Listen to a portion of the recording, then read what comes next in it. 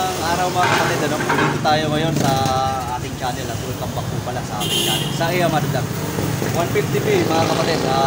I-ano natin sa inyo ang ating specs, tapos top speed, no? Top speed niya, ano, may papaliwanag ko rin sa inyo yan, at saka ang kanyang kilometer per liter, ilan ang consumption niya sa fuel. Pero bago yan mga kapatid, bago natin simulan, intro po muna tayo mga kapatid.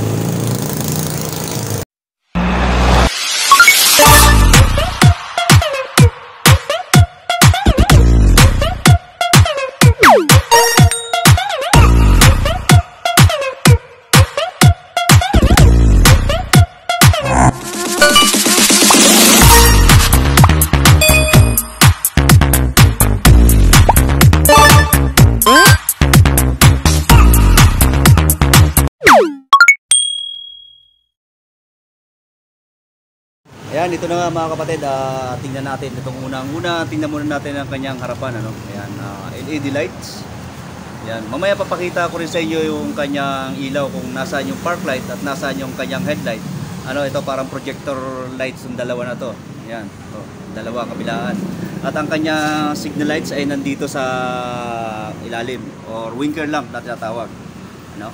Tapos ang kanyang gulong mga kapatid, yan, 100 by 80 by 14. So 14 po ang size ng ating mags, no? Ayan. So tatry natin yan mga kapatid, pailawin muna natin. Kukunin muna natin si Vice na ano muna natin siya. Sige Vice, pasuyo. Park light mo lang muna Vice, park light. So pakita natin sa inyo, park light lang, park light. Okay, ayan ang kanyang park light mga kapatid dito. Ayan. Pati itong nasa ilalim, ano. Okay, i-try mo ang headlight. Ayun, so ito ang kanyang nakalo, ano. So sigurado ito ang high na malaki na to. Ipaki-high nga. Yan, so ito, so nagsasabay-sabay na silang lahat, ano, kapag tayo ay naka-high na. Sige, balik muna uli sa loob. Yan, tapos balik uli sa park light. Yun, park light, tapos off na natin. So titingnan naman natin ngayon mga kapatid ang dashboard natin or ang ating panel. Turn on tayo. Ayan, makikita ninyo ang kanyang panel dashboard, ano? So ito ang kanyang indicator ng gasolina. At the same time meron din dito mga kapatid sa ilalim. Ayan, nagbi-blink siya kasi wala talagang gasolina to. Meron din siyang oras, siyempre ang kanyang reading at ang kanyang RPM is nandito sa taas, no? Kita natin yan. Andito rin ang kanyang voltmeter. May voltmeter din yan mga kapatid. So ayan, 12.1. At ang kanyang handlebar, naka-naked handlebar na tayo. Same pa rin tayo ng mga switches dito sa kanan. Andito pa rin ang ating jig stop, ang ating headlight, ang ating starter switch. At siyempre sa kaliwa, andito ang ating high beam, horn, signal lights, left and right. Ay, may indicator yan mga kapatid. Ayan. Sa kanan, indicator. Okay. At mayroon din yan passing light. Ayun. Passing light din siya. Mga kapatid, ang kanyang U-box, no? I-open mo na ba sa ilalim yan? Diinan mo yung ilalim yan. Sige. Okay. Buksan natin. Ayan. At napakahaba at napakalalim po. Ang dami po natin pwedeng mailagay dito mga kapatid. Parang may mga hagdan-hagdan to. May mga layer-layer siya. Ayan. At ang kanyang battery ay nandito. Paggalaw nga yung isa Vice. Yan. Sige. Para makita natin ang kanyang battery. Ayun, nandun sa ilalim. So nakahiga ang kanyang battery mga kapatid, kung tayo ay maglalagay ng battery. Yun. At ang sukat ng battery natin mga kapatid ay, so ito ang sukat ng kanyang battery mga kapatid, MF12 7. So 7 ang size ng kanyang battery, ano, na pahaba na pataas. Hindi kagaya nung mga ano natin sa N o kaya sa 150Q na 7 din, pero ayun naman ay ano siya, mataba, no, na pandak. So ito naman ay mataas na matangkad na payat, no? Yan. MF7. So same lang sila ng ano, nagkatalo lang sa taba at saka sa tangkad. Elegante yan mga kapatid. Okay, tatry naman natin dito sa likod kung paano natin sila papaganahin. Patingin na, i-on mo nga uli Vice, pasuyo. Ayan, i-park light mo. Ayan, o, ayan, naka-park light yan mga kapatid. So try mo i-preno Vice. Ayun, pag bine-brake light, so sumasama na silang lahat. Ayan, direct light. Tapos ang ating signal lights. Ayan. LED na rin yan mga kapatid. Puro LED ang ating signal lights, no? Pati ang ating tail light, halos lahat talaga sila. Okay guys, salamat. Dito naman sa kanyang likod mga kapatid, ang kanyang shock, no? So dual shock pa rin naman siya. Tapos dito sa kanyang gulong ay 120/70/14. So mas malaki siya kaysa doon sa harapan, ano? Na 100 lang doon sa harap, 180/14. Dito naman ay 120/70/14. So doon sila nagkatalo, no? So, medyo mas malaki-laki siya rito sa taas, medyo matangkad. At dito naman sa kanya ang engine mga kapatid, so same pa rin, mayroon pa rin tayong natawag na AGR, no? At ang kanyang mga sensor, speedometer sensor, andito yan sa likod.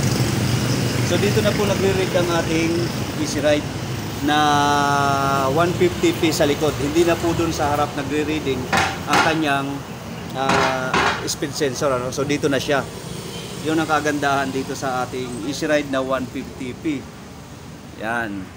At yung tatanong nyo naman mga kapatid, yung kanyang fuel consumption, ano, ayan po ay nagre-range siya ng 38 km per liter. Ayan. So medyo tataas po yung 38 km natin na yun kung tayo ay nasa magandang lokasyon ng ating lugar, ano, sa ating pagbibiyahe.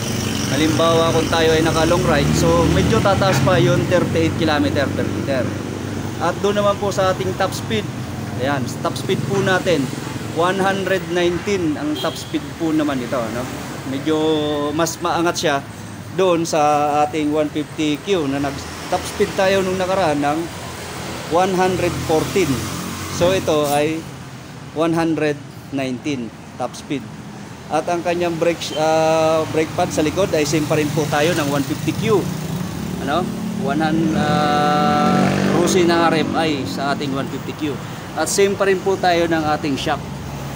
So nasa 330 mm pa din po ito, kanyang shock absorber, no? At meron pa rin po tayong gas, yan, yung sa gas reservoir na tinatawag natin. So galing sa fuel pump, dito pa rin po tayo dadaan. So kasi ito po naman ay talaga carb type, di ba? So kaya ganun pa rin po siya naging suma total ng kanyang specs. Ayun, at kung itatanong nyo mga kapatid, ito rin po ay may oil filter. So same pa rin po ito ng pang 150 na Q, no? Doon sa FI. So same pa rin sila. At kung dito naman po sa ating pangloob ng makina, same pa rin po yan. 818 19.7 by 30. Yung size pa rin po ng kanyang belt, ano? At doon naman po sa kanyang clutch is pang click na rin yan na nakakabit yan. No, at dito sa ating pulley, ang bula po niyan ay sakto 14 grams pa rin po. So ang kanilang kick ay same pa rin po ng ating 150Q.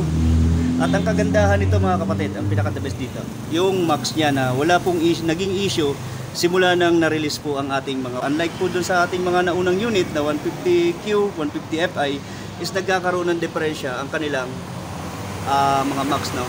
Hindi po kagaya nitong ating 150p na sulit po tayo dito, no? Ito ba natin mga kapatid ang kanyang fuel tank. Andito ang kanyang fuel tank. So kakalahatiin lang natin muna dito bago natin i-on. Bali mo naka-on is i-off lang natin konti. Pwede na tayo magbukas ng kanyang fuel. Pataas naman po ang kanyang fuel, unlike dito sa ating nasa kanan. So ito na, bubuksan natin mga kapatid ang kanyang fuel tank. So ayun na nga, naka-off na tayo dito. So press lang natin to. Ayun, so kusa na siyang bubukas. Ito po ang kanyang fuel tank. Ang capacity po nito ay 10 liters, no? 10 liters po ang capacity ng ating fuel tank.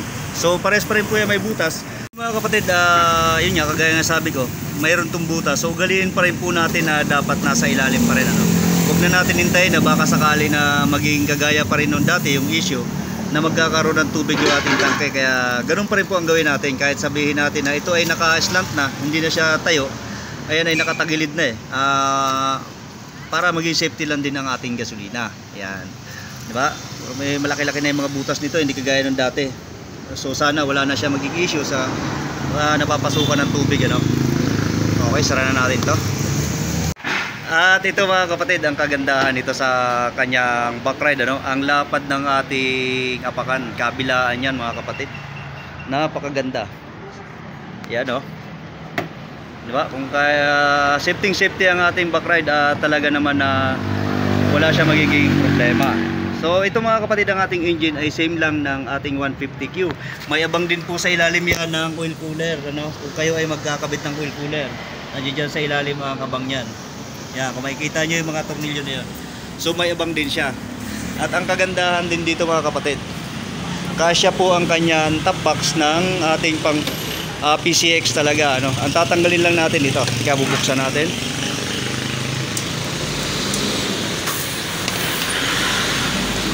Yan. So pag tinanggal natin tong dalawang tornilyo na to, andyan, may tornilyohan yan dito mga kapatid.